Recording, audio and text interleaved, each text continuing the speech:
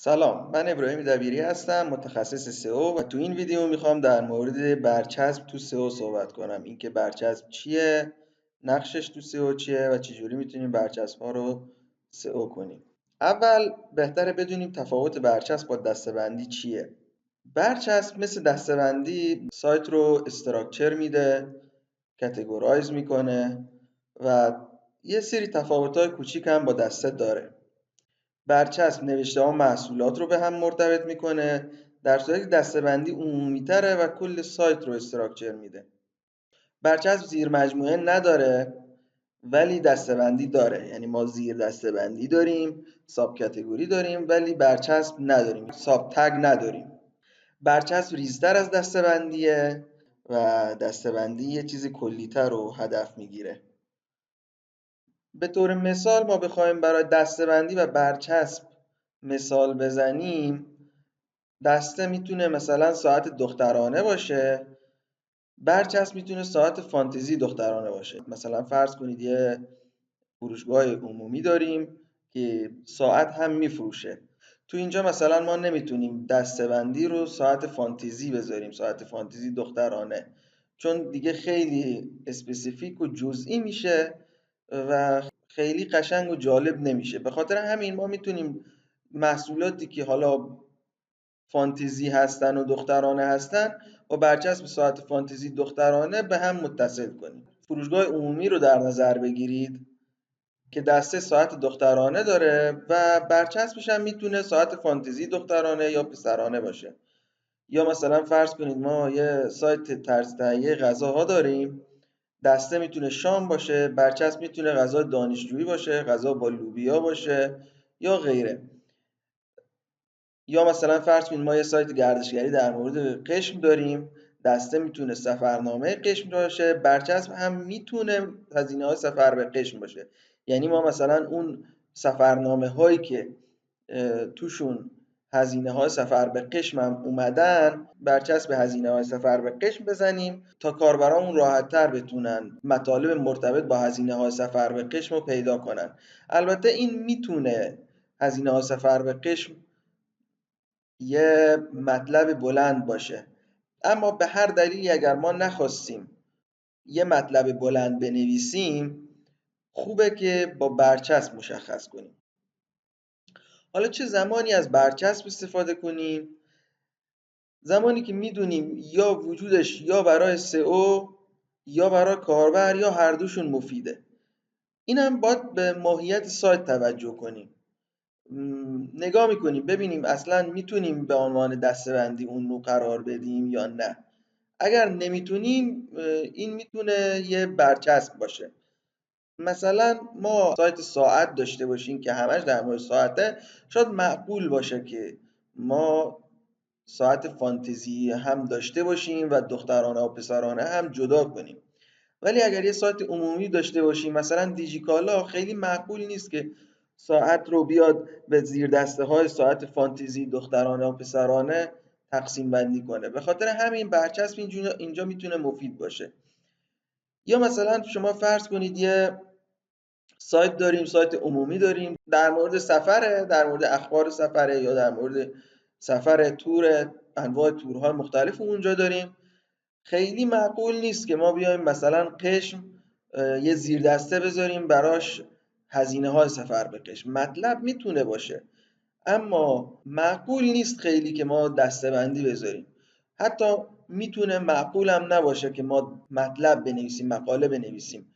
چرا؟ چون هزینه های سفر به قشم خیلی بستگی به آدمای مختلف داره. ما برای اینکه برای کاربرا راحت تر باشه تصمیم گیری، میتونیم اون سفرنامه‌های قشم یا اون مطالبی که مرتبطن با هزینه‌های سفر به قشم و برچسب هزینه‌های سفر به قشم بهشون بزنیم. یا مثلا شما فرض کنید ما یه سایت خبری داریم، سایت خبری میتونه یه برچسب فوتبال داشته باشه، یعنی یه دسته‌بندی فوتبال، مثلا یه دسته‌بندی خبر ورزشی داره، ولی چون خبرهای فوتبالش زیاد نیست دسته‌بندی فوتبال نداره. میتونه برچسب فوتبال داشته باشه، ولی مثلا یه سایت ورزشی که کاملا در مورد اخبار ورزشیه معقول نیست که ما برچسب فوتبال داشته باشیم. اینجا بهتره که ما دسته‌بندی فوتبال داشته باشیم. حالا دسته‌بندی و برچسب از نظر سئو چه تفاوتایی دارن؟ دقیقا هیچ تفاوتی با هم ندارن. یعنی ما همون جوری که یه دسته‌بندی رو یا حتی یه مقاله رو سئو می‌کنیم، به همون صورت هم برچسب رو سئو می‌کنیم. یعنی مثلا همون جوری که دسته‌بندی یا مقاله URL خوانا داره، برچسب هم باید URL خوانا داشته باشه.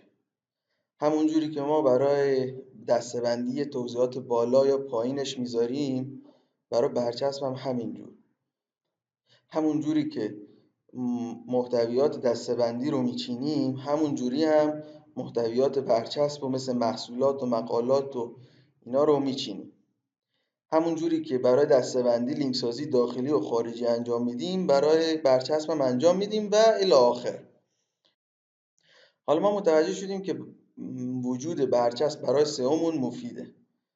چه کارشون میکنیم؟ دقیقاً مثل دسته‌بندی برچسب رو ایندکس میکنیم و فالو. اگر متوجه شدیم که برای کاربرمون، یعنی نه از لحاظ سئو، یعنی اون کاربرایی که داخل سایت هستن مفیده، ما میایم برچسب رو نو ایندکس میکنیم و نو فالو، یا نو ایندکس و فالو، خیلی فرقی ندارن. فقط نو ایندکس و فالو باعث میشه که اون لینک های داخلیش هم توسط گوگل کرول بشه. اینجور برچسب‌ها مثلا مثل چی؟ شما مثلا برید داخل مجله دیجیکالا یا زومید، اون بالا یا بغل یه جایی بالاخره اون یه سری برچسب داغ رو میبینید. اینا چون این مطالب داغ بودن و کاربرا خیلی دنبالشون بودن، اومدن و در دسترس قرار دادن که کاربرا راحت بتونن اونا رو پیدا کنن. حالا اگر متوجه شدید به هم برای کاربر مفیده هم سئو، دیگه این حالت هم مثل همون حالت مفید بودن برای سئو، یعنی هم ایندکس میکنید هم فالو میکنید. حالا ما یه سری برچسب داریم، مثلا 100 150 تا 500 تا برچسب داریم و متوجه شدیم بعضیاشون مفیدن بعضیاشون نه. چه کارشون کنیم؟ تقسیم بندی میکنیم، نگاه میکنیم ببینیم کدوماشون برای سئو مفیدن، کدوماشون برای کاربر مفیدن و هر بلایی که لازم باشه سرشون در میاریم. اگر کلمه رو هدف میگیرن میذاریم باشه، اما در غیر این صورت میایم پاکشون میکنیم، یعنی 404شون میکنیم و ریدایرکت 301 میکنیم به محصول یا دسته‌بندی مرتبط یا هم به مقاله مرتبط. حالا توی گذاشتن برچسب‌ها به چه نکاتی توجه کنیم؟ حتما اینا رو یادتون باشه. من پیشنهادم اینه که همون اول کار بیایید داخل افزونه یوست نو ایندکس و نو فالو کنید همه برچسب‌ها رو، تا به صورت داینامیک همه برچسب‌ها نو ایندکس و نو فالو باشه. چرا اینو میگم؟ چون بعضی وقتا این محصول گذارای سایت یا این نویسنده های سایت متوجه نیستن و بازیگوشی میکنن و میان برچسب الکی میذارن و ممکنه شما متوجه نباشید و بیاد کارو خراب کنه. شما بیاید نو ایندکس و نو فالو کنید تا اگر نویسنده ها اشتباهی برچسب گذاشتن اتفاق خاصی نیفته. حالا اگر خواستید یه برچسب رو باهاش یه رفتار خاص انجام بدید یا مثلا فهمیدید برای سئو مفیده، بیایید و اونو ایندکس کنید و فالو کنید. سعی کنید برچسباتون نزدیک به هم نباشه. دقیقاً مثل دسته‌بندی که میایید کیورد ریسرچ میکنید، بیاید برچسب‌ها رو هم براش کیورد ریسرچ انجام بدید و اون عبارت‌های نزدیک به هم رو روی یک برچسب بیارید بالا. دقت کنید که اگر تعداد مطالبتون کمه، برچسب براش نذارید، مگر اینکه برای کاربر مفید باشه، چون محتوا تکراری ایجاد میکنه، محتوا بیکیفیت هم ایجاد میکنه.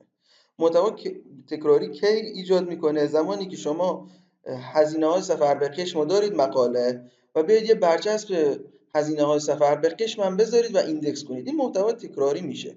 اگر تعداد مقالاتتون تو زمینه هزینه‌های سفر به قشم زیاد باشه. بیکیفیت یعنی چه زمانی؟ زمانی که یکی دو تا مقاله دارید، شما برچسب هزینه‌های سفر به قشم میزنید و ما یه برچسب داریم، یه صفحه برچسب داریم که یکی دو تا مقاله داخلش هست بدون توضیح بالا و پایین، که یک صفحه بیکیفیت ایجاد کرده که هیچ وقت رتبه نمیگیره، حتی ممکنه به کلیت سایت هم آسیب بزنه. کانیبالیزیشن هم یعنی مثلا شما همونجور که گفتیم شما یه مقاله دارید، هزینه‌های سفر به قشم و یه برچسب زدید، هزینه‌های سفر به قشم.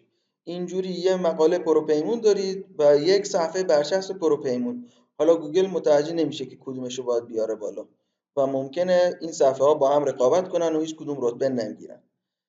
و بعد نکته‌ای که دقت کنید، نیازی نیست به این دقت کنید که چند تا برچسب بذاریم. شما به تعدادی که لازمه برچسب بذارید. اگر برچسبتون تک کلمه‌ای بود مشکلی نیست. اگر برچسبتون چند کلمه‌ای بود بازم مشکلی نیست.